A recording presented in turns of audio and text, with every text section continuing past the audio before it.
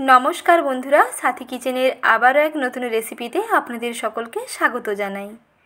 आजके रेसिपिते बानिये देखाबो सिजনের सेरा पाका आम दिए तुलोर मतो नरम तुलतुले फुलको मुचमुचे पाका आमेर बड़ा किंबा आम फुलुरी। এইভাবে একবার পাকা আমের বড়া বানিয়ে দেখুন, খেলে দেখবেন স্বাদ মুখে লেগে থাকবে। যেমন তুলোর মতো নরম তুলতুলে হবে তেমন ভীষণ টেস্টি হবে আর বানানো ভীষণ সহজ।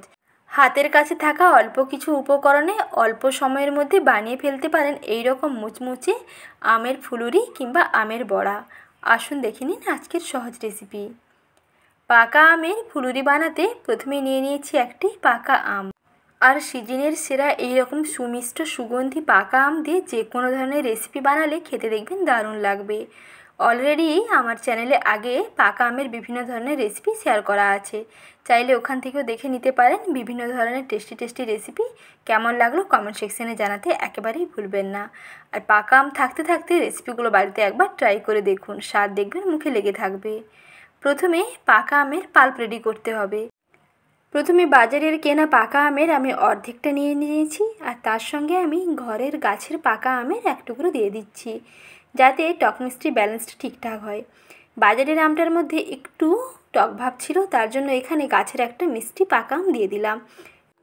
এখন পাকা আমের টুকরোগুলোর মধ্যে অল্প একটু চিনি মিশিয়ে একটা মিক্সার গ্রাইন্ডারে ভালো করে পেস্ট রেডি করে নেব। এখানে কিন্তু কোনো রকম জল অ্যাড করবেন না, শুধু পাকা আমগুলোর মধ্যে অল্প একটু চিনি দিয়ে ভালো করে ব্লেন্ড করে নিলেই পাকা আমের খাঁটি পিউরি একেবারেই রেডি।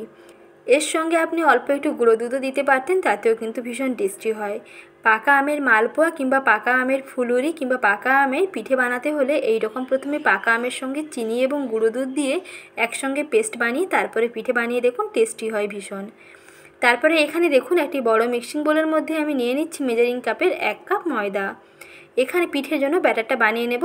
1 কাপ ময়দা নিলাম, তারপরে দিয়ে দিচ্ছি শুকনো চালের গুঁড়ি। যেই কাপের মাপ করে ময়দা নিয়েছি সেই কাপের 3 ভাগের 1 ভাগ দিচ্ছি শুকনো চালের গুঁড়ি। এখানে চালের গুঁড়ির বদলে আপনারা চাইলে সুজিও দিতে পারেন, 3 ভাগের 1 ভাগ সুজি দিলেই হবে।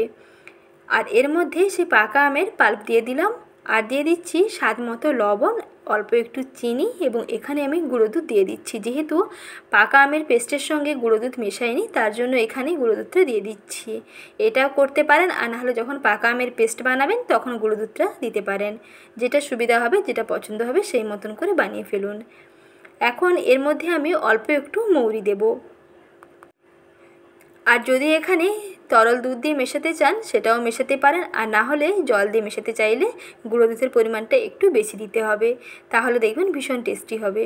প্রথমে শুকনো উপকরণগুলোকে ভালো করে আমের পাল্পের সঙ্গে মিশিয়ে নিচ্ছি। আম দিয়ে প্রায় দেখবেন অর্ধেকটার বেশি মাখানো হয়ে যাবে, আর জল একেবারে সামান্য করে দিতে হবে। প্রথমে আমের পাল্পের সঙ্গে শুকনো উপকরণগুলো অর্থাৎ ময়দা এবং চালের গুঁড়িটাকে ভালো করে মিশিয়ে নিয়ে তারপরে অল্প অল্প জল দিয়ে মিশিয়ে নিন। একটা মিডিয়াম ঘনত্বের ব্যাটার এখানে বানাতে হবে। ব্যাটার একেবারে যে ঘন বানাবেন তাও নয়, আবার একেবারে কিন্তু পাতলা বানালেও পিঠেগুলো ভালো হবে না, তার জন্য একটা মিডিয়াম ঘনত্বের ব্যাটার এখানে বানিয়ে নিচ্ছি।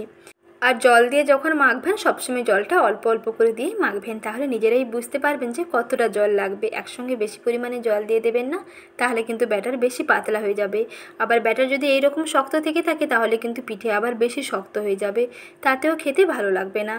তাই এখানে মিডিয়াম ঘনত্বের একটা ব্যাটার রেডি করতে হবে। ব্যাটার যত ঠিকঠাক হবে পিঠে দেখবেন একেবারে পারফেক্ট হবে। ব্যাটার এখানে মোটামুটি রেডি, একটু ভালো করে ফেটিয়ে নিলেই ব্যাটারটা আরও একটু ফ্লপি হয়ে যাবে। তার আগে এখানে দেখুন একটু সামান্য আমি অরেঞ্জ রেড ফুড কালার এবং 1 থেকে 2 ফোঁটা দিয়েছি ম্যাঙ্গো এসেন্স। ম্যাঙ্গো এসেন্সটা সম্পূর্ণ অপশনাল, চাইলে দিতে পারেন, আর যদি হাতের কাছে অ্যাভেলেবল না থাকে অবশ্যই কিন্তু বাদ দিতে পারেন। ম্যাঙ্গো এসেন্স স্কিপ করে বাদবাকি উপকরণ দিয়ে মাখিয়ে এইরকম একটা কনসিস্টেন্সির ব্যাটার এখানে রেডি করে ফেলুন, তাহলেই পিঠে দেখবেন একেবারে পারফেক্ট হবে। একটু চামচে করে ব্যাটারটা তুলে দেখবেন, যখন দেখবেন এইরকম একটা স্টিকি ভাব লাগছে এবং সুন্দর একটা বলের মতন পড়ছে, তাহলেই বুঝতে পারবেন যে ব্যাটার একেবারে ঠিকঠাক। এখন এই ডো থেকে অল্প অল্প অংশ নিয়ে ডুবো তেলের মধ্যে ভেজে নিতে হবে। তার আগে তেলটাকে বেশ ভালো করে গরম করে নিয়েছি। গরম তেলের মধ্যে ডো থেকে অল্প অল্প অংশ নিয়ে তেলের উপরে ছাড়বেন, দেখবেন সহজেই ফুলকো হয়ে তেলের উপরে ভেসে উঠে আসবে। আর এগুলো যখন ভাজবেন মিডিয়াম আঁচে ভাজবেন, তাহলে দুই দিকটা বেশ ভালোভাবে ভাজা হবে এবং পিঠের ভেতরটাও বেশ ভালোভাবে ভাজা হয়ে যাবে। মিডিয়াম আঁচে চুলার আঁচটা একেবারে মিডিয়ামে রেখে কিছুটা সময় নিয়ে ভেজে নেবেন। দুই দিকের কালারটা যখন এইরকম বেশ সোনালি রং ধরে যাবে তখন এগুলোকে তেল থেকে তুলে ফেলুন। তৈরি হয়ে যাবে মুচমুচে ফুলকো পাকা আমের বড়া কিংবা আমের ফুলুরি। আমের সিজনে এই রেসিপিটি একবার না খেলে কিন্তু ভীষণ আফসোস করবেন। তাই তালের বড়া অনেক খেয়েছেন, তালের বড়া না খেয়ে তালের সিজন আসতে আসতে এই পাকা আমের সিজনে একবার পাকা আমের বড়াটা খেয়ে দেখুন। তালের বড়ার স্বাদকে হার মানাবে।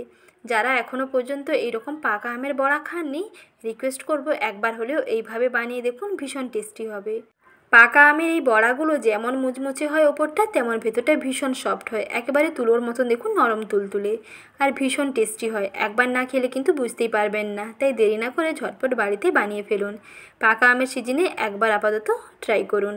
আর আজকের এই রেসিপিটি ভালো লেগে থাকলে লাইক, শেয়ার এবং সাবস্ক্রাইব করবেন। ভালো থাকবেন, সুস্থ থাকবেন। রেসিপি দেখার জন্য ধন্যবাদ।